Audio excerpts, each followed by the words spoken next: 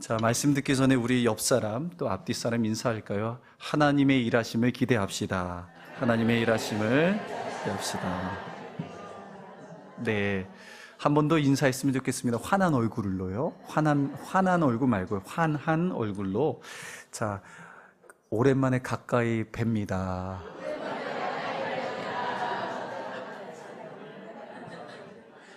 자, 이 말만 하면 기분이 별로 그렇게 썩 좋지는 않을 것 같은데 가까이 보니 더 아름답습니다. 가까이 보니 더 아름답습니다. 자, 교육관 3층도 그렇게 인사하십시오. 우리 또 가정이나 또 교육관 3층에 드리는 성도님들 그렇게 함께 인사했으면 좋겠습니다. 자, 이제 사도행전 4장으로 넘어왔습니다. 솔로몬 행각에서 이스라엘 사람들을 향한 정죄와 비판이 아니라 베드로의 회유와 간용의 말씀으로 회개하고 돌이켜 너희 죄 없이 함을 받으라. 이같이 하면 새롭게 되는 날이 주 앞에로부터 이를 것이라는 사망에서 생명으로 또 어두운 과거에서 새로운 날에 대한 소망으로 은과 금만을 구걸하는 성전 미문 앞의 삶이 아닌 이제는 나은 자가 되어 함께 성전에 들어가 걷기도 하고 뛰기도 하며 하나님을 찬양하는 삶에 대한 예수님의 사랑을 담은 베드로가 그런 권면과 또 이들을 초청하지요. 근데 얼마 가지 않아 거부와 싫어함과 핍박의 이유가 됩니다. 자, 베드로와 사도들의 그 선한 마음이 꺾여지고 그들의 말씀 속에 있는 용기가 무색해지고 또 그들의 생명이 담긴 말씀이 큰 현실의 벽에 부닥치고 좌절되는 것 같아요.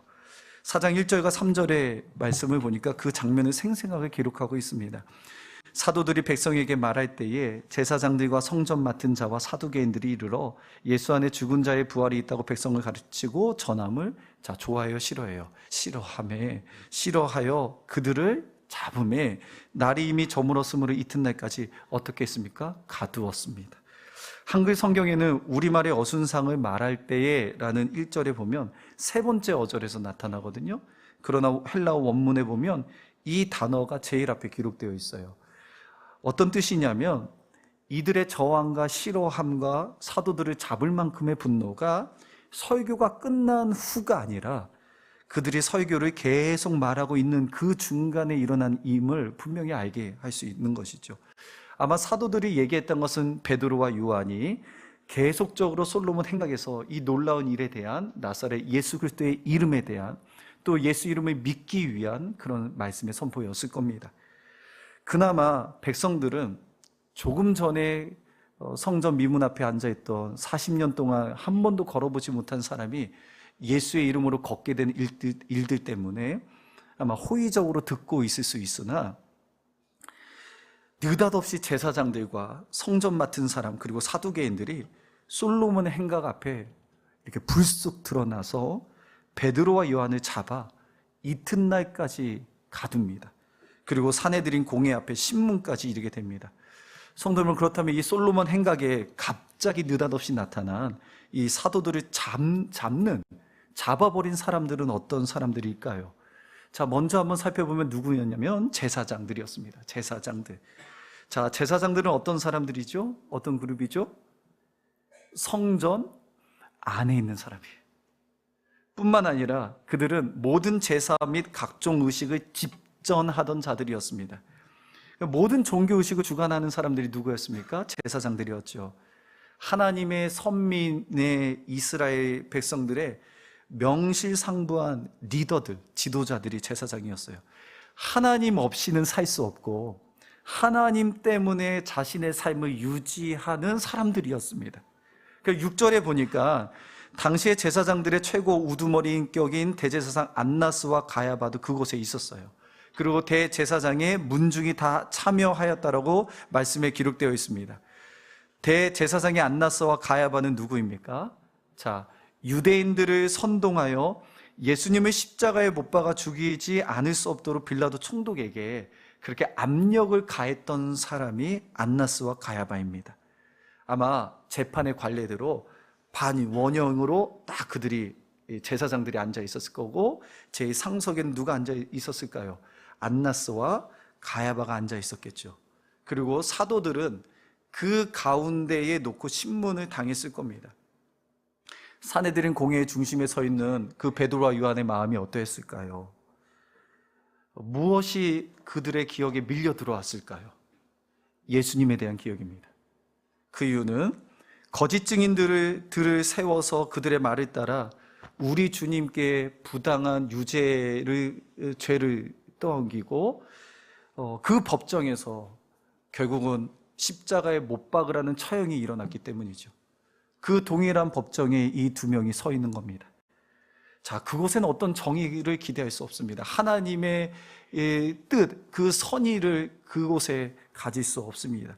오히려 그들이 베풀었던, 하나님 때문에 베풀었던 선의와 호의는 지금 철저하게 그들로부터 짓밟혀지고 무시당하는 상태가 되었어요.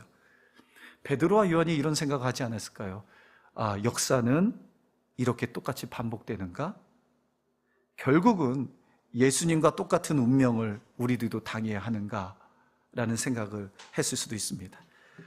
자, 사내들인 공회에서 우리 잠깐 나와서요, 다시 솔로몬 행각으로 가봅시다. 두 번째 사람이 있습니다. 그들을 잡으러 간 두 번째 사람이 누구냐면 성전 맡은 자입니다.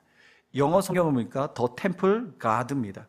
헬라어로 스트라테고스라는 건데, 스트라테고스는 자, 장군, 통치자, 총독이라는 최고위직의 사람을 일컫고 호칭할 때 쓰는 단어거든요.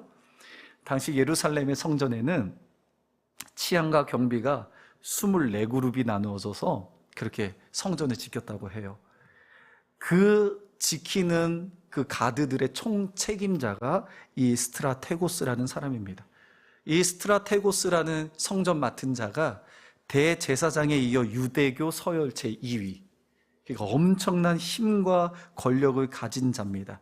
그러니까 성전 맡은 자가 단순한 사람이 아니라 성전을 지키는 경비 대장, 그러니까 엄청난 권력에 있는 것이죠. 성도 한번 생각해 보십시오. 그가 원래 지켜야 되는 것이 무엇입니까? 그가 정말로 보호해야 하는 것이 무엇일까요? 이와 다르게 지금 무엇을 잡으려 하죠? 누구를 지금 잡으려 하죠? 우리는 꼭 생각해 봐야 됩니다. 하나님께서 성전을 지키라고 부여해 주신 그 직책과 역할의 중심에 지금 어디에 서 있어요? 또 어떤 편에 서 있습니까? 자, 우리가 한번 생각을 해보고 가야 하는 시점이죠. 성전 안에 있는 제사장들, 그리고 성전을 경호하는 그 리더, 엄청난 힘과 권력을 하나님께서 부여해 주시는데 그 힘과 권력을 어디에 쓰고 있는지. 이제 마지막 부류입니다. 사두개인들이죠. 사두개인들은 유대교의 한 종파를 이루면서 당시 정치적이고 경제적인 실권을 장악하고 있었던 집단이었습니다. 자, 그때 당시에 로마 제국의 지배하에 있었잖아요. 지배자인 로마 제국과 긴밀한 관계를 유지하면서 자신들의 장악한 권력과 부와 기득권을 고수하기 위해 이 수단과 방법을 가리지 않고 그걸 이렇게 지켰던 그 집단이에요. 사람들입니다. 그 결과 그들은 유대 사회 각계각층의 상위직을 거의 독차지할 만큼의 사두개인들이 거의 그 사회 계층에서 위에 상위에 있는 사람들이었어요. 대제사장 안나스 가야바도요, 아까 대제사장도 사두개인이었고, 아까 유대교 서열 2위 스트라테고스라는 이 사람도 사두개인이었습니다. 성도 여러분, 1절에 등장한 사람들에 대한 제가 설명을 했습니다. 그렇죠? 솔로몬 행각에서 갑자기 등장한 사람들 누구였습니까? 제사장들, 성전 맡은 자, 사두개인들. 어떤 특징이 있을까요? 이들이요, 당시에 분명히 다른 역할을 감당하는 사람들 같아 보입니다. 그렇죠? 그러나 다 같은 부류였어요. 그들은 이스라엘 사회 전반에 걸친 최상위층의 실세의 그룹들이었어요. 실세의 집단이었어요.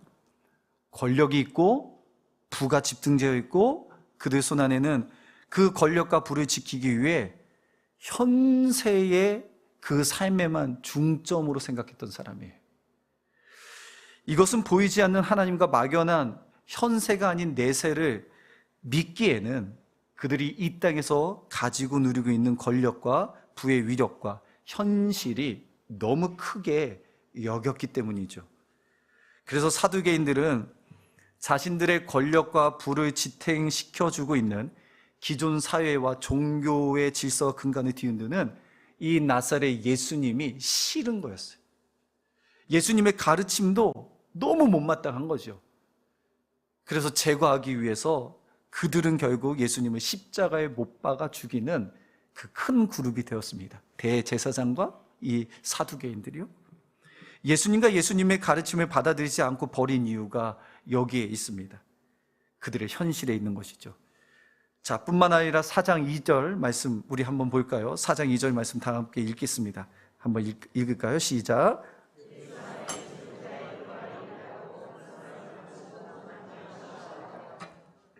좀 이해가 되십니까? 왜 이들이 예수 안에 죽은 자의 부활이 있다고 백성을 가르치는 것을 전함을 싫어했을까요? 부활은 내세 신앙이잖아요. 그런데 이들은 삶이 현세만 집중하는 거예요. 그들이 머물러 있는 이 땅이 삶의 전부인 거예요. 여기서 우리가 한번 생각해 봅시다. 지금 사두개인들이 권력과 부가 있어서 현세에 누릴 것이 있어서 내세에는 관심이 없는 거예요. 어느 정도 현실적 동의가 되시죠? 일부 예배 때에 표정들이요 비슷했어요. 목사님, 내세가 없어도 현실에 이런 권력과 부를 누리고 싶습니다라는 표정으로. 그러니까 저도 그렇게 원고를 적었어요.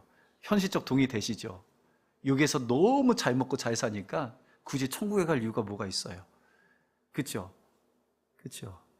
솔직해집시다. 그렇죠? 노후 대책 다 돼 있고 다 권력 있고 말 한마디면 다 움직이는데 천국에 갈 이유가 뭐가 있어요?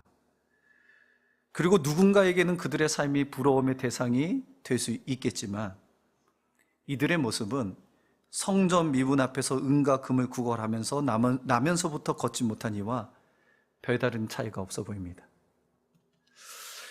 왜 달라 보이지 않는 것이 사실일까요? 그들은 결국은 은과 금을 구하는 인생에서 끝나기 때문이에요. 가지고 누리는 것에 대해 적고 많음의 차이일 수 있어요. 많이 가진 사람, 더 많이 가진 사람, 더 많이 가진 사람이 있을 수 있잖아요. 상대적으로 차이가 있어요. 그러나 더 갔던, 더 갔던, 더 많이 갔던 간에 결국은 이 땅에서 그들은 은과 금만 얻고자 하는 인생이지 않겠냐고요. 그것으로 만족을 얻으려는 삶입니다. 지금 가진 것 때문에 안주하고 있지만 결국은 또 가지려고 합니다. 그 안에는 현실의 삶이 그들이 크게 느끼기 때문이에요. 누가복음 12장 16절에서 21절에서 예수님께서 이런 비유로 말씀하십니다. 자, 어떤 부자가 밭에서 수확이 많이 나왔어요. 그 부자는 속으로 이렇게 생각했습니다. 아, 내 곡식을 저장해 둘 곳이 없으니 어떻게 할까? 잠깐 우리도 이 기분 느껴볼까요? 얼마나 행복해요. 내 곡식을 저장해 둘 곳이 없으니 어떻게 할까? 아, 내 통장에 이제 더 돈을 넣을 곳이 없는데 어떻게 할까? 주여 주시옵소서. 그래서 어떤 생각하냐면요, 내 곡간을 헐고 더 큰 곡간을 세워 거기에 내 모든 곡식과 물건을 저장하겠다고 스스로 행복한 다짐을 합니다. 그리고 자기 자신에게 이렇게 말해요. 내 영혼아, 이 육체가 아니고 영혼까지도, 내 영혼아, 여러 해 쓸 물건을 많이 쌓아두었으니 이제 평안히 쉬고 먹고 마시고 즐거워하자 하리라. 대단한 거잖아요. 넉넉한 많은 재산을 가졌으니 이제 편히 쉬고 먹고 마시며 인생을 즐기자라고 자기 영혼에게 풍요로부터 오는 안정감과 안도, 자기 위안을 삼습니다. 근데 하나님께서 그 사람에게 이렇게 말하십니다. 누가복음 12장 20절이에요. 다 함께 읽어볼까요? 누가복음 12장 20절입니다. 다 함께 읽겠습니다. 시작. 하나님이 이르시되 오늘 밤에 내 영혼을 도로 찾으리니 그러면 내 준비한 것이 누구의 것이? 어리석은 사람아, 오늘 밤 내 영혼을 내가 다 도로 대신 가져갈 텐데 그러면 내가 준비한 것을 누가 가져가겠느냐. 그리고 21절에 보니까 자기를 위하여 재물을 쌓아두고 하나님께 대하여 부여하지 못한 자가 이와 같으니라 라는 말씀을 하시면서 제자들에게 이렇게 교훈하십니다. 너희 목숨을 위하여 무엇을 먹을까? 몸을 위하여 무엇을 입을까? 염려하지 말라 하시면서 목숨이 음식보다 중요하고 몸이 의복보다 중요하다 가르치십니다. 그러나 그 뒤에 예수님이 제자들에게 가르쳐 주시는 중요한 문맥 속에 있는 교훈 하나가 더 있습니다. 한번 읽어볼까요? 누가복음 12장 33절과 34절입니다. 자, 자막에 있습니다. 읽겠습니다. 시작. 너희 소유를 팔아 구제하여 낡아지지 아니하는 배낭을 만들라. 곧 하늘에 둔바 다함이 없는 보물이니 거기는 도둑도 가까이 하는 일이 없고 좀도 먹는 일이 없느니라. 성도 여러분, 다시 한번 보십시오. 노란색으로 되어 있죠. 자, 곧 하늘에 둔바 다함이 없는 보물이니. 어떤 교훈이십니까?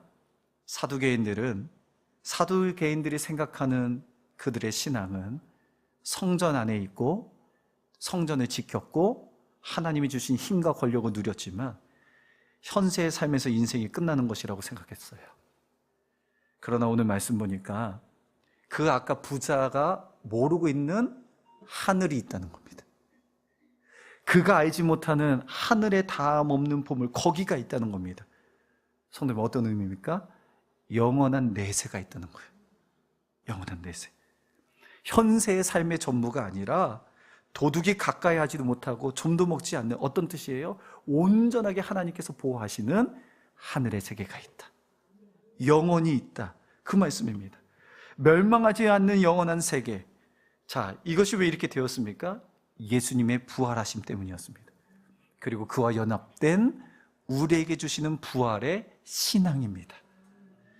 지금 사도들이 백성들에게 무엇을 말하고 있는지를 잘 살펴봅시다. 유대인들이 십자가에 못 박아 죽인 그 예수 그리스도를 하나님께서 다시 살리셨고 사흘 만에 부활시키셨고 그 예수 그리스도께서 그 안증뱅이의 거린과 같은 삶을 치유하실 뿐만 아니라 하나님에 대한 믿음과 시작과 출처가 예수로 난 믿음으로 말미암아 되고 마지막 날에 심판이 있을 텐데 만물이 회복하는 그 순간에 이 예수님 때문에 우리는 부활의 소망을 가지고 영원 세계에 있을 것이라고 지금 사도들이 전파하는 겁니다. 사도들이 전파하는 것은 잘 먹고 잘 사는 것이 아니라 영원 세계에 대한 선포입니다. 새롭게 된 날 주 앞에 이르게 될 것이다. 돌이켜 회개하고 죄 없을 사함을 받으면 너희들이 영원한 생명, 멸망치 않고 영원한 생명을 그 예수로 난 믿음으로 말미암아 이루어질 것이다. 단순한 병의 치유가 아니라 이 온전하게 병의 치유가 마지막 때에 이루어질 것이다. 그 말씀을 전하고 있습니다. 그러나 그 사도들이 전하는 말씀이 들리지 않도록 제사장들과 성전 맡은 자 사두개인들이, 성도 여러분, 3절에 보니까 붙잡고 있어요. 그들을 잡음에 이 seize라는 영어 단어가 어떤 단어인지 아십니까? 장악해버리다, 점령하다, 주도권을 빼앗아가다. seize, 그냥 이렇게 딱 이 포위에서 뺏어가는 겁니다. 성도는 무슨 얘기입니까? 이 사두개인들, 특별히 제사장들과 성전 맡은 자와 사두개인들은 현실의 삶이 중요했다고요. 근데 그 현세적인 생각과 안주함이 그 사도들이 가졌던 복음의 말씀을 어떻게 해요? 잡는 겁니다. 장악해버리는 거예요. 붙잡는 겁니다. 주도권을 빼앗는 겁니다. 죄로 말미암아 타락한 완악한 마음이, 때로는 어둠의 현실에부터 흘러나는 흑암의 손이 그들의 선한 마음을 거부하고 싫어하고 단 한 사람이 아니라 사두개인의 집단이 돼서 뭉쳐서 그 적은 투명의 사람을 붙잡는 겁니다. 못 움직이도록. 그 순돌은 크고 무섭고 강하고 득세하여 말씀을 가진 우리를 붙잡아 옥에 가두고 산에 들인 공회 앞에 세우는 것입니다. 성도 여러분, 이럴 때 우리가 전하는 복음이 이제는 끝났다 생각하지 않겠습니까? 우리가 보여냈던 선의와 호의, 사랑을 담은, 예수님 때문에 사랑을, 그 은혜 속의 사랑을 담은 겉면의 말씀도 허무하게 묵살되어 사라지는 것처럼 그들의 손에 붙잡혀서 거부당하고 그들의 저항 속에 싫어함을 받고 억울하고 짓눌러 버립니다. 뭐로요? 현실의 삶 때문에. 현실을 생각하는 사두개인들, 어떻게 보면 현실을 살고 있는 그것 때문에 우리는 눌러집니다. 제가 3장을 넘어와서 4장에 나오는데 죄송하지만 설교하기 싫더라고요. 왠지 아세요? 아니, 설교가 끝나고 그 사람들이 그러면 좀 안 돼요? 아까 말씀드렸죠. 말하고 있을 때, 새롭게 되는 날에 하나님의 생명의 말씀을 말하고 있을 때, 말하고 있는데 어떻게 해요? 그들이 우리를 붙잡는다고요. 은혜를 받고 싶고 은혜를 받기로 결단하는 그때의 문제, 현실의 문제가 우리를 사로잡는 거예요. 장악해버리는 거예요. 현실의 문제가 우리를 눌러버리는 거예요. 짓눌러버리는 겁니다. 그러니까 이게 끝나고가 아니고 하나님 앞에 말씀을 듣는 중에도 우리를 무엇인가 스물스물해서 잡아서 옥에 가두고, 그리고 자꾸만 우리를 부끄럽게 만드는 거죠. 모든 기회를 박탈해 버리는 겁니다.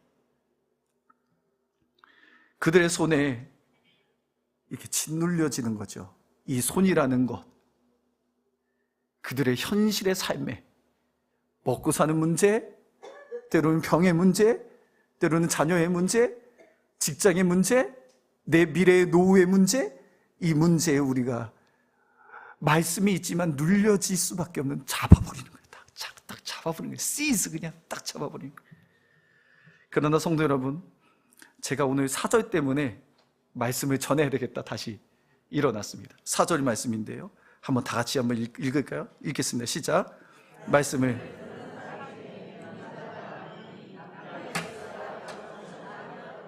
성도의 어떤 의미입니까? 사두개인들의 그들의 거부와 위협과 핍박, 때로는 현실의 압박 속에서도 절대로 그들이 지닌 복음과 말씀은 가둘 수 없다는 사실입니다. 할렐루야, 믿으십니까?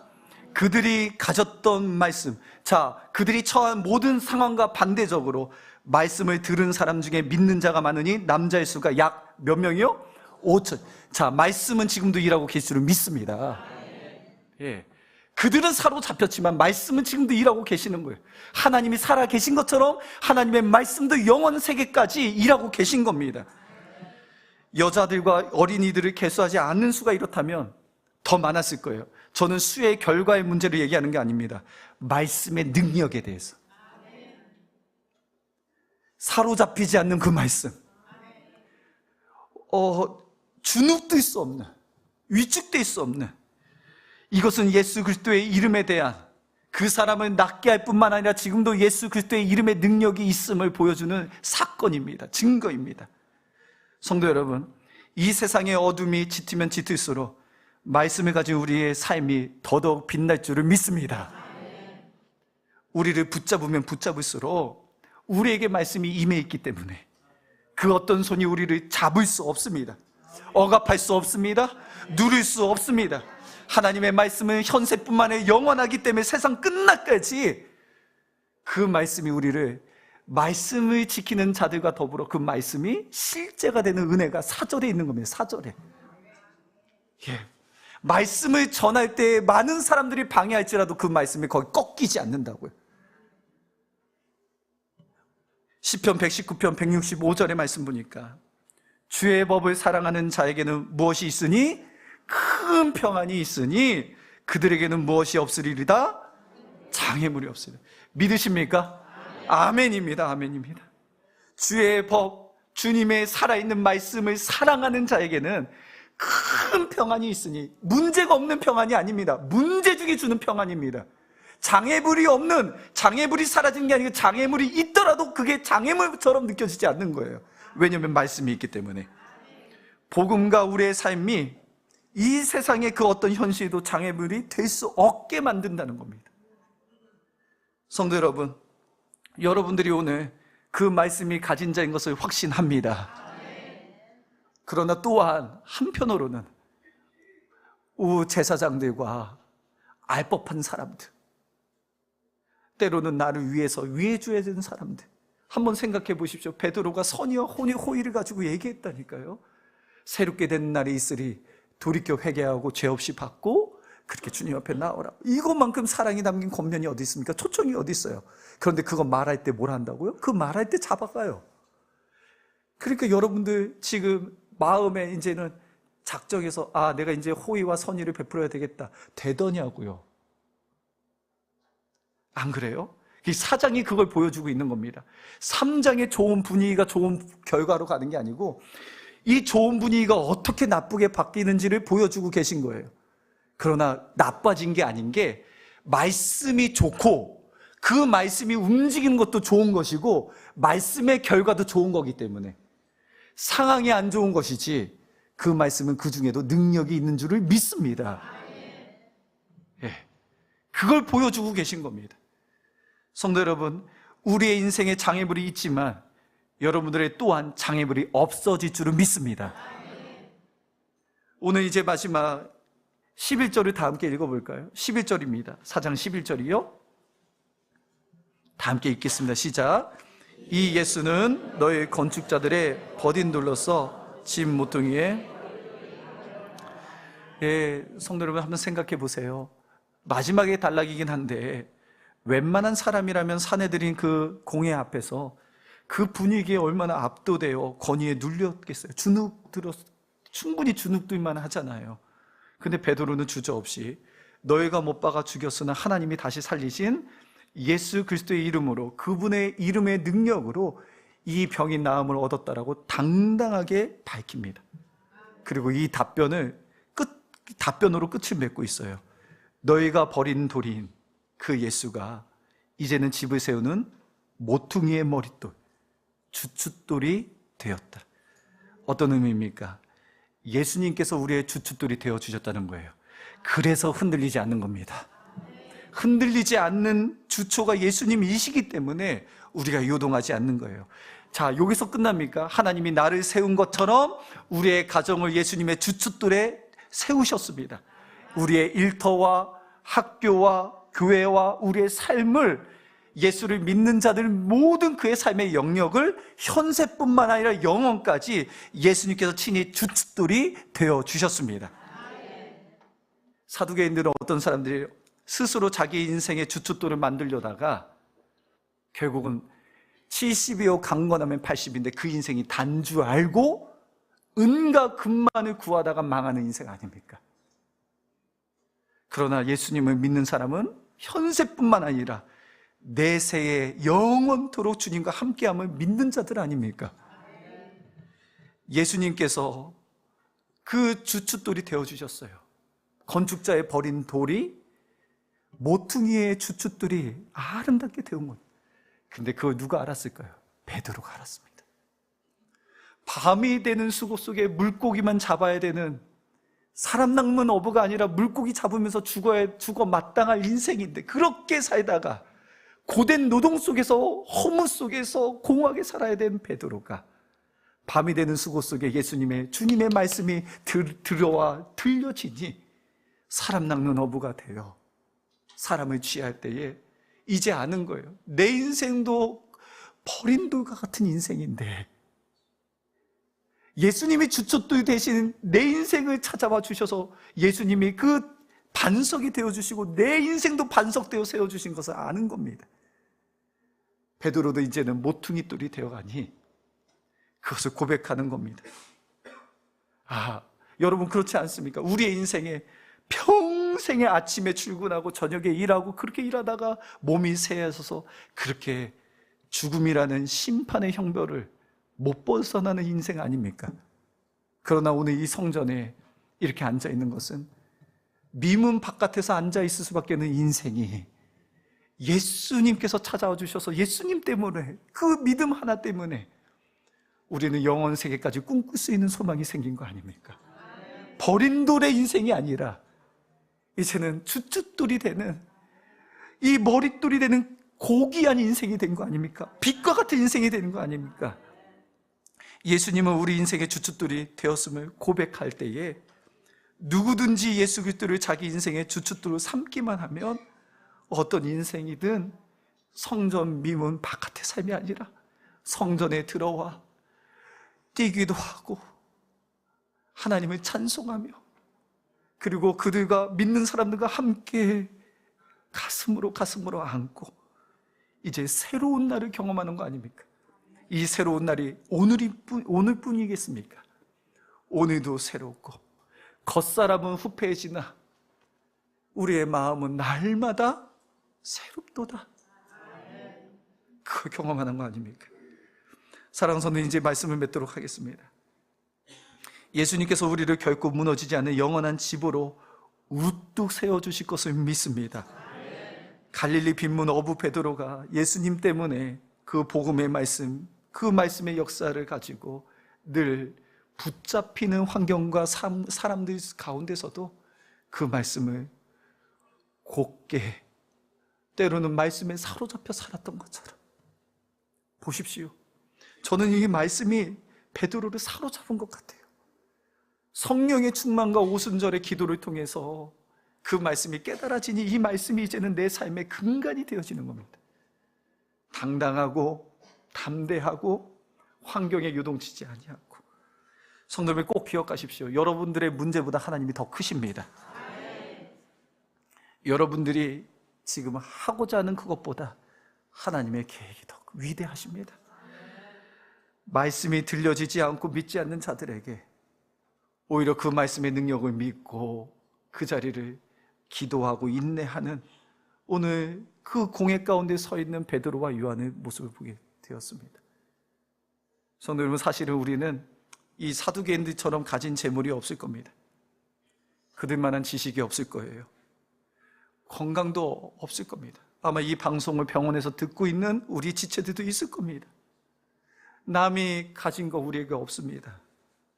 그러나 남이 못 본 것을 보았고, 남이 듣지 못한 음성을 들었고, 남이 받지 못한 사랑을 받았고, 버린 돌이 이제 모퉁이 돌이 되었고, 가장 중요한 건 남이 모르는 것을 깨달았습니다. 은혜롭고 긍휼과 자비가 많으신 하나님이 여러분들에게도 오늘도 이 말씀을 주십니다. 하나님의 말씀을 주시는 것은 우리에게 축복입니다. 하나님의 말씀을 주시는 것은 이 말씀을 붙잡고 승리하라는 겁니다. 여러분, 환경은 늘 변합니다. 3장의 마지막과 4장의 분위기가 변한 것처럼 여러분들 또 잡아올 겁니다. 기다리고 있을 거예요. 제사장들과 성전 맡은 자와 때로는 사두개인이요, 그들의 현세적인 삶처럼 여러분들은 짓누를 겁니다. 그러나 기억하십시오. 여러분들에게는 빼앗길 수 없는 말씀이 있습니다.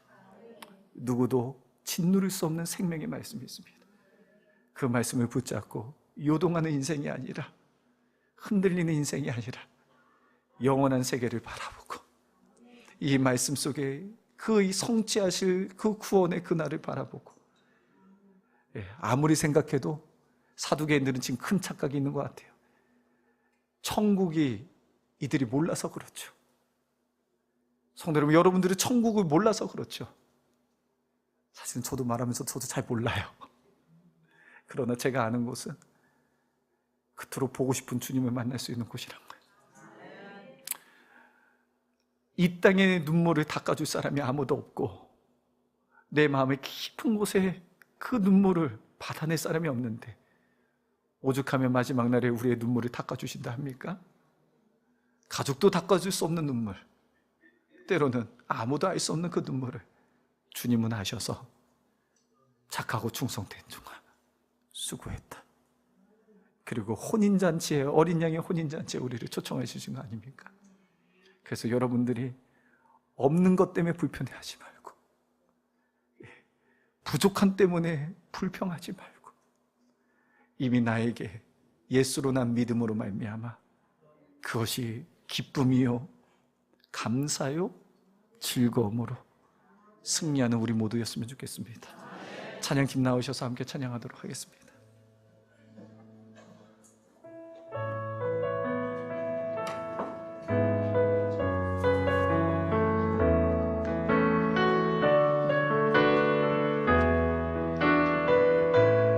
함께 찬양을. 나 가진 재물 없으나, 나 가진 재물 없으나,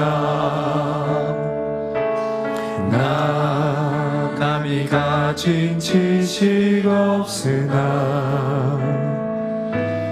나 남에게 있는 건강이 있지 않으나 나 남이 없는 거 있으니 나 남이 없는 것 있으니 다시 한번 고백할까요? 나 가진 재물 없으나 나 가진 재물 없으나 나 남이 가진 지식 없으나 나 남이 가진 지식 없으나 나 남에게 있는 건강이 있지 않으나 나 남에게 있는 건강이 있지 않으나 말씀 속에 나 남이 없는 거 있으니 나 남이 없는 것 있으니 베드로와 요한이 보았던 것은 나 남이 못 본 것을 보았고 나 남이 못 본 것을 보았고 나 남이 듣지 못한 음성 나 남이 듣지 못한 음성 들었고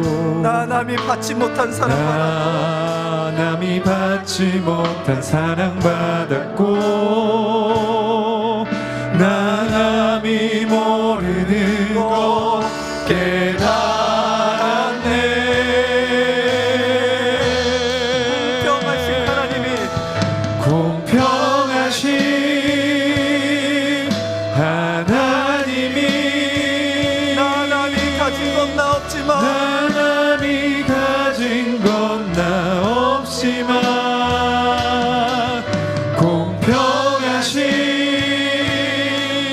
하나님이 나 남이 없는 것 같게 하셨네 나 남이 없는 것 같게 하셨네 다시 한번 차요 나 가진 재물 없으나 나 가진 재물 우리는 은과 없으나 금을 위한 인생이 아닙니다 나 남이 가진 지식 없으나 남이 가진 지식 없으나 마음을 열고 고백합시다 나 남에게 있는 건강이 있지 않으나 나 남이 없는 것 있으니 나 남이 못 본 것을 보았고 나 남이 못 본 것을 보았고 나 남이 듣지 못한 음성 들었고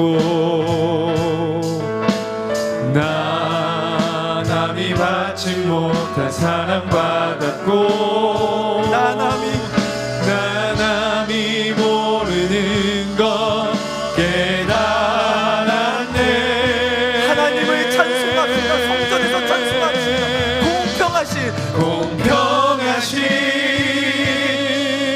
하나님이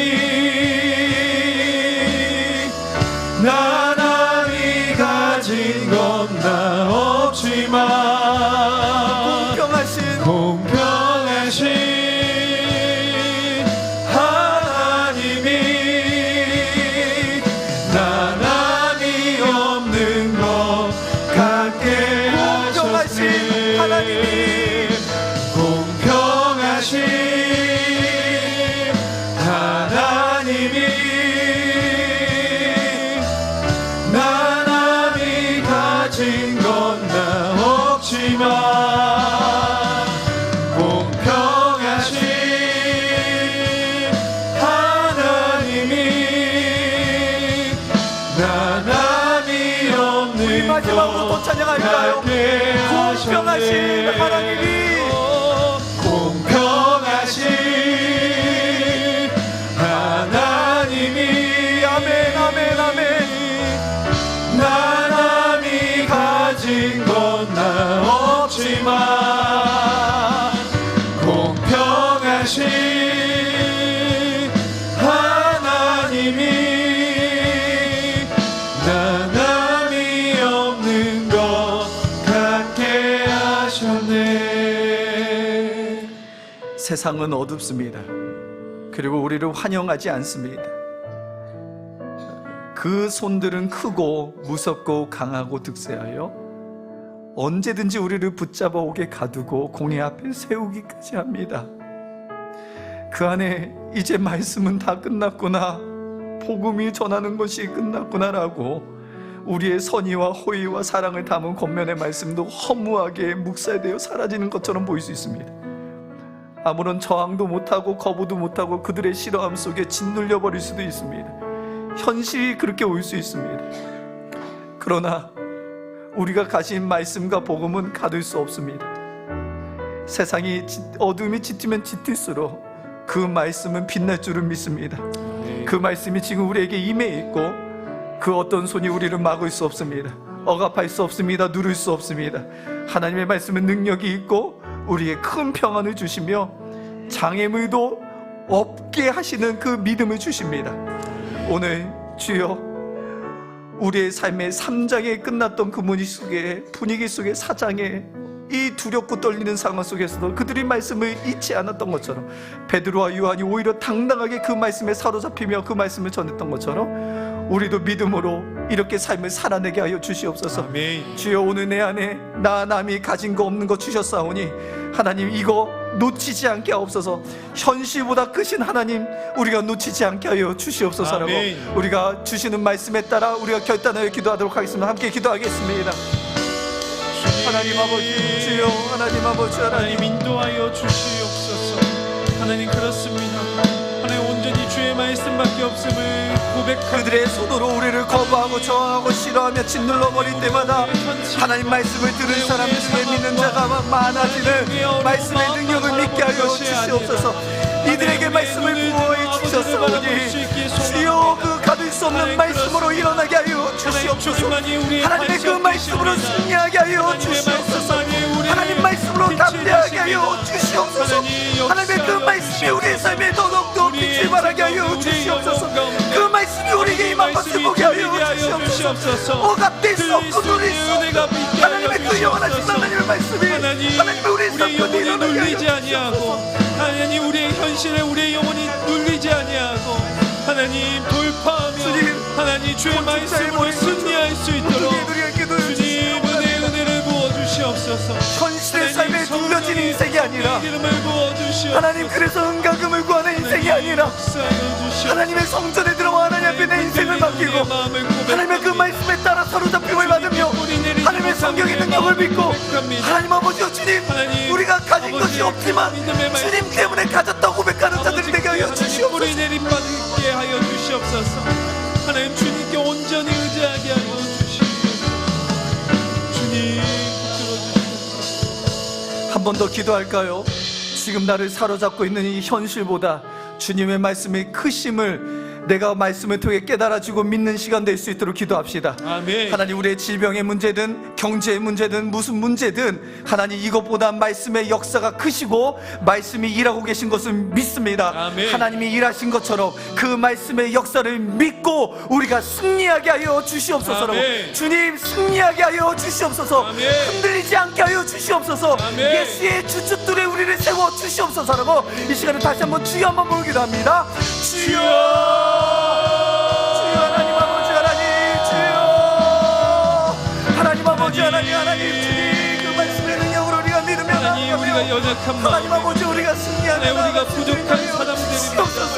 하나님 없이 아버지, 하나님 하나님 아버지, 도저히 설 수 없는 존재들입니다. 모든 것으로부터 하나님 아버지 자유케 되게 하여 말씀밖에 없습니다. 주시옵소서. 하나님 그 말씀이 우리를 자유케 하실 줄 믿습니다. 하나님 그 말씀으로 말미암아 우리가 승리할 수 있을 줄 믿습니다.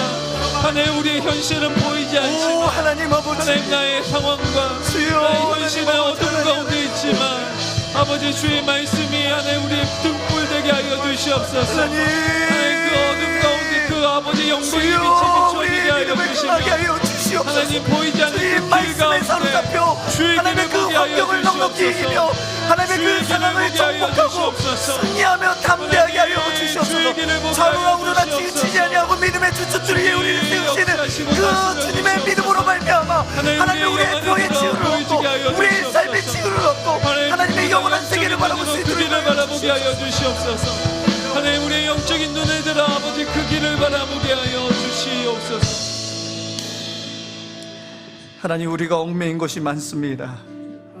하나님, 은혜를 생각하고 말씀을 듣는데 그러나 우리의 환경은 그렇지 않습니다. 우리의 상황은 그렇지 않습니다. 너무 크고 무섭고 강하게 득세하여 우리를 누르고 옥에 가두고 공의 앞에 세우는 때로는 억울하게 만들고 수치스러움을 만들 때가 있습니다. 하나님의 말씀도 허무하게 묵살되어 사라지는 것처럼 느낄 때가 있습니다. 하나님, 그러나 말씀이 주님 억압하여 누를 수 없습니다. 그 어떤 손도 우리를 붙잡을 수 없습니다. 그게 크고 클수록 하나님의 말씀이 더 크신 것을 믿습니다. 하나님, 우리의 인생의 환경과 어려움이 클수록 더더욱 우리의 삶을 빛나게 하실 하나님을 믿습니다.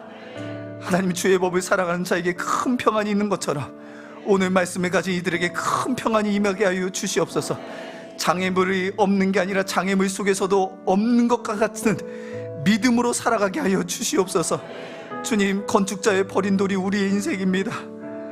진모퉁이의 머릿돌로서 예수님이 먼저 그 머릿돌이 되어주시며 우리에게 은혜를 주셔서 감사합니다.